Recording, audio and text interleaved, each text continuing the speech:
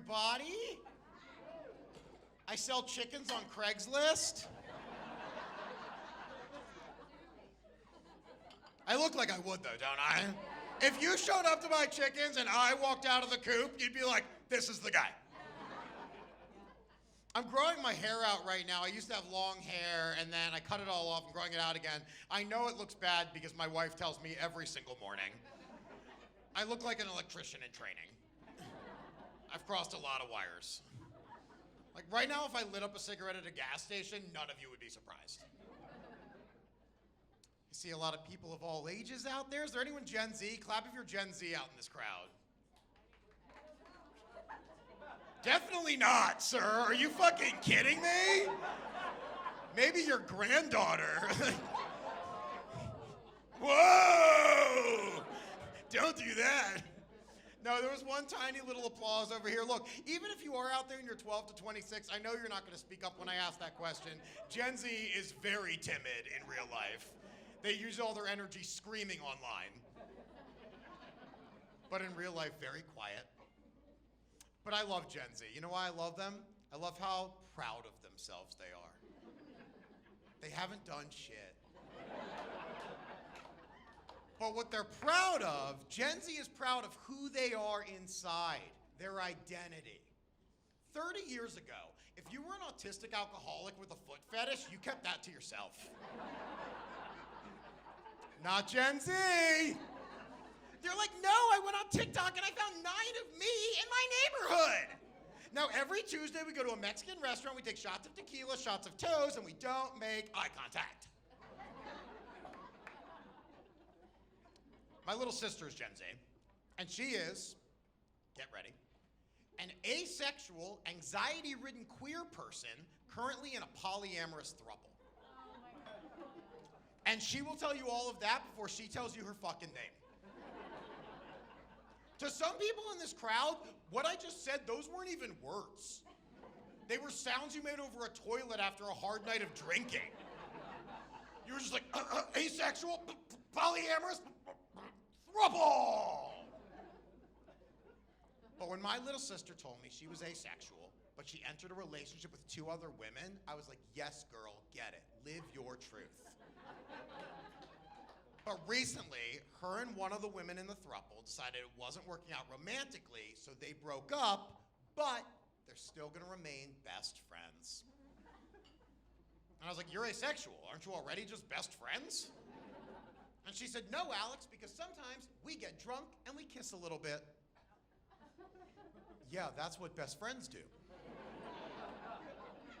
You're not in a relationship, you're in a 3-person sorority. And she goes, Alex, you don't understand queer polyamory. I was like, I don't think you understand queer polyamory. But I want to get it. I want to be supportive of future generations. And one thing that I think is so cool is Gen Z is the most polyamorous generation we have ever seen. And I get it. With the way home prices are going up, putting more people in a relationship is fiscally responsible. You got to cut costs wherever you can. When my sister told me she was in a relationship with 2 other women, I was like, 2? Why not 6 or 7? You can have a pool. You're not thinking big enough. Another thing I love about Gen Z is how inclusive they are. They're so proud and they're so inclusive. They accept everybody, and I think that's so important. A couple months ago, I was doing a show in Nashville, Tennessee. And on the same day I was doing a show, there was a neo-Nazi rally happening in downtown Nashville. First of all, they didn't try to book me. Rude. But when I tell you all there was a neo-Nazi rally, there were 11 people there. 11. For 11 conservative men, they were using the word rally quite liberally. 11 people is not a rally. 11 people won't even get you your own table at Benihana. You have to sit with strangers while a clown chef tries to flip a shrimp into a person's mouth. You went there for a nice family dining experience, now you're sitting across from a fat guy in a Hawaiian shirt going, ah! What a disgusting eating experience. Now, these 11 men, they were yelling about all the typical things. One thing they were yelling about is that Mexicans are stealing their jobs. They were all wearing shirts that said whites against replacement. I ask you this, Irvine, do you think Mexicans are stealing jobs from white people? No. I don't think so either. Because if you go to Benihana, a Japanese restaurant, your hibachi chef will be a Mexican. Mexicans aren't taking jobs from white people. Mexicans are taking jobs from Asian people. Go to any Chinese restaurant and go in the back. It's all Mexicans. It used to be General So, now it's General Soto.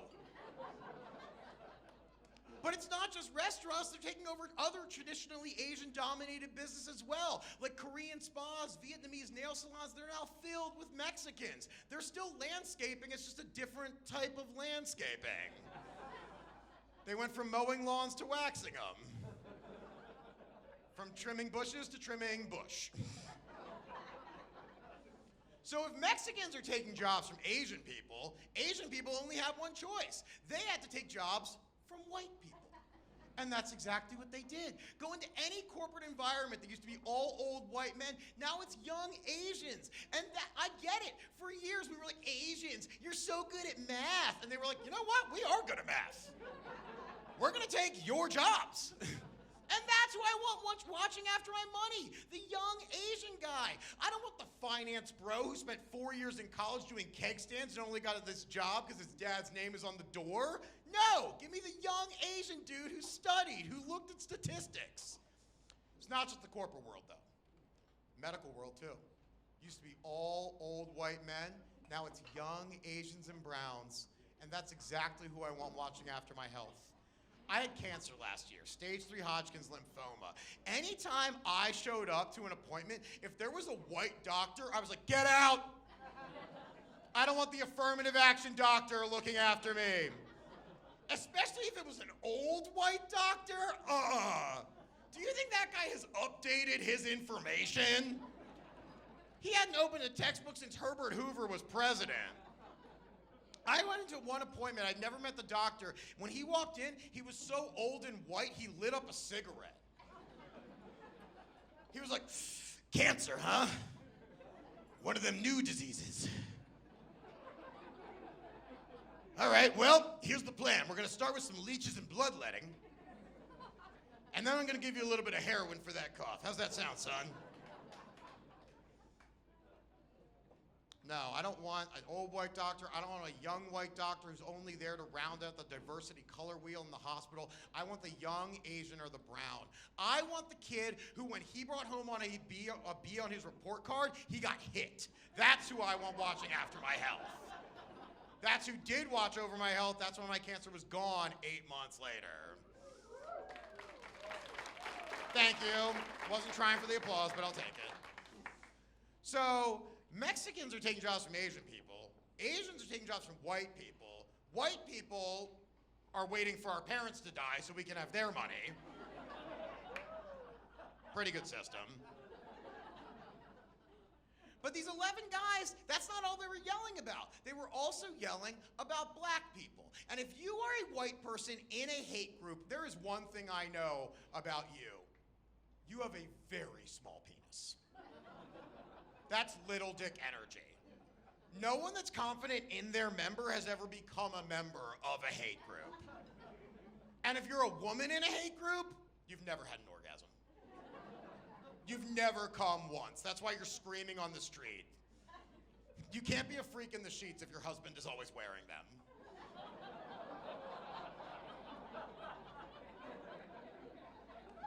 Look, I know, this is iffy material for me to do with this face, okay? I could have came in with a tiki torch. That's why I have to wear kimonos and shit, so you know I'm one of the goods, okay? The last thing they were yelling about was gay people. They were yelling about gay people. And meanwhile, these 11 men, they were all wearing matching shirts that clearly they had made themselves. Which means they had a little design and crafting session before the rally. That's the gayest thing I've ever heard 11 straight men doing. They were in one of their garages like, Ryan, does this swastika look straight to you? Are you studying Project 2025 or studying Project Runway? I know that the KKK watches Project Runway because they're like, you know what the host name is, dude? Tim Gunn. He's got to be one of us. Give it up for Tim Gunn. I love Tim Gunn too. I think the reason why hate group numbers are dwindling, and it's so good to see that a rally like this only had 11 people, is because hate groups, they're not having any fun. It was a beautiful day in downtown Nashville, and these men were just screaming and scowling and making an angry face. Ew! I don't want to join you. The neo-Nazis need to take a lesson from the gays. If the KKK was on a rainbow float wearing a thong dancing to Donna Summer, I'd be like, you know what? I will heil whatever it is you're heiling. That looks like a party that I want to be a part of. Turn the Proud Boys into Pride Boys. You can still be flaming without letting crosses.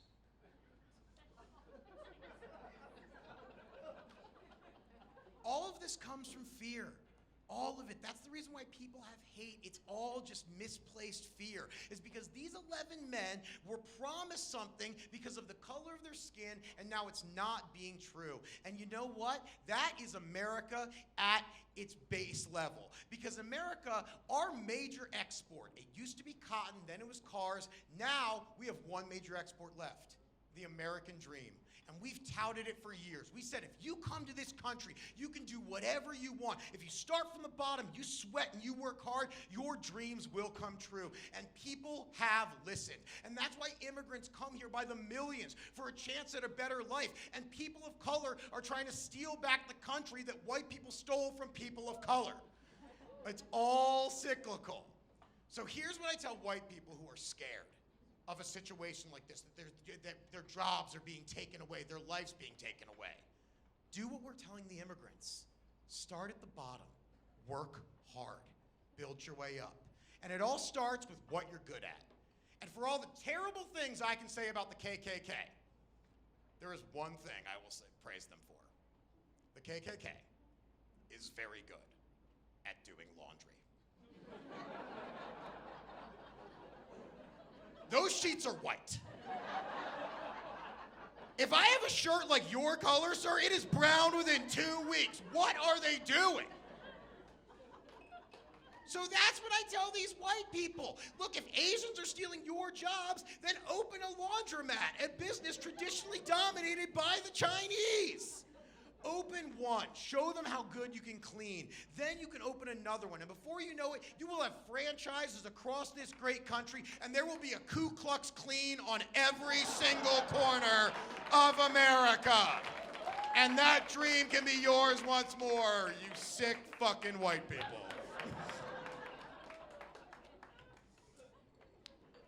Thank God there's a payoff to that one, huh? That is dangerous territory I'm dipping my toes in. When I had cancer, it was very aggressive, and my sister-in-law suggested that I do a GoFundMe, and I never wanted to do it, but I couldn't work. And she said, Alex, a member of our tribe is sick. You need to accept our help. We're all going to back around and heal you. But I never wanted to do a GoFundMe because I never wanted to crowdfund my health to find out how much people really liked me. That's what a medical GoFundMe is. It's the ultimate high-stakes popularity contest. But I will say, I'm glad that I did it. I'm very grateful that I did it. I thought about doing a lot of GoFundMes, and I'll tell you this, Irvine. A lot of you have probably thought about it too, maybe to fix your car or to fund a project you're working on. Don't do it. Because you get one GoFundMe in your life. You get one. And when I was laying in that hospital bed watching thousands of dollars of donations pour in to save my life, I was so grateful that I didn't do that web series 6 years ago. That one works better in LA. My drug dealer contributed to my GoFundMe. That was a full circle moment for me. Because it was a big donation. I was like, am I that good of a customer? I saw this donation come in, and I texted him immediately, and I was like, dude, I just want to know, it means the world to me that you helped me out in this time. And 5 minutes later, I get a text back, and all it says is, you got to spend money to make money, bro. I need you healthy! Get off those hospital drugs and get back on mine! You guys are wonderful. Thank you so much.